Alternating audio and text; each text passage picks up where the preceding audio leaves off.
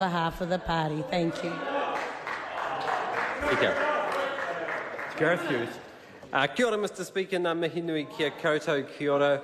Look, I don't think it would be a surprise to the people of New Zealand when National is putting a bill about the environmental protections of New Zealand that it would be a bill which is anti-environment. I don't think it would surprise anyone in New Zealand that a bill the National Government was putting on the RMA would avoid and take away local people's right to have a say what happens in their towns and communities. I don't think anyone would be surprised by that. I'm definitely not surprised by the anti-environmental positions coming from the pro-pollution party.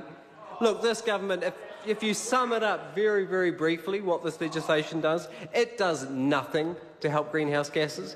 In fact, climate change still cannot be considered under the RMA because National voted against Eugenie Sage amendment. This bill gives the Minister, Nick Smith currently, who knows how long he's going to last though, Nick Smith, the power to reach into communities to fast-track consents, to override local decision-making. This bill limits the citizens' rights to know what's happening in their community and what the council's deciding on their behalf.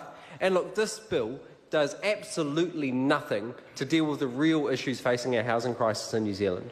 That is an absolute smokescreen, a straw man argument used by the government. This bill does not address the important issues facing our country when it comes to the dire, dire housing crisis. The thing I want to focus on, though, Mr Speaker, is how this bill affects a small part of and amends the exclusive economic zone and continental shelf Environmental Effects Bill. You see, Mr Speaker, this bill changes in its 200 pages quite a few different pieces of legislation, but this is relatively flown under the radar, and it's deeply troubling. It's deeply disturbing, and I think it paints quite a strong picture or an insight into the current National Government. So what this amendment bill does is it takes the ability currently held by the Environmental Protection Authority to set a decision-making body to hear consents for things that happen in our waters, and guess where it goes, that power to appoint those decision-makers? It goes to Nick Smith. The Minister is grabbing the control, and I'll tell you why, Mr Speaker. The reason it's happening is because Nick Smith and National didn't get their way.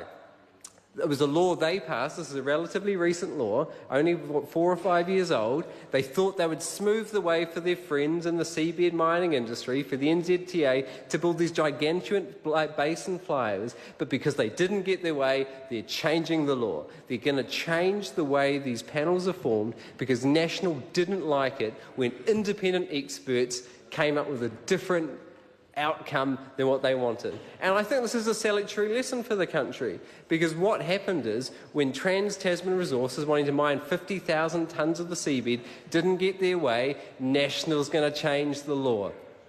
When Chatham Rock Phosphate, who wanted to mine in our most productive fishery, and the fishing industry was opposed and presented compelling evidence why to an independent decision-making committee, they ran to the government, and National's changing the law. When the family carers fought the government for 10 years through the courts, what did this government do? They went and changed the law so they couldn't have their day in court.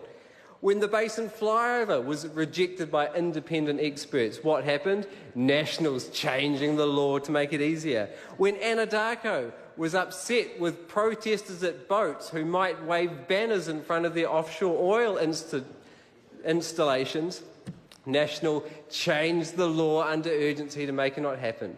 So here you see as a pattern when their friends in some particular industries don't get their way, National changes the law. It's not just that. When other industries' law change isn't in their interest, National will dole out public money. So when Tiwai had National over a barrel, they called up John Key, and John Key gave them $30 million to keep the Tiwai smelter going. So when they didn't get their way, they got taxpayer money. We saw the same with Sky City, taxpayer largesse once again. What you see summed up in this legislation with the powers taken from an independent decision-making committee given to the Minister to decide who those people are, is you see a pattern of crony capitalism. A government which is governing in a crony capitalist fashion. Look, Mr Speaker, there's a lot of reasons why you can object to this bill. Here's just another. Peter Henare. Tēnā koe, Mr Speaker. I want to pick up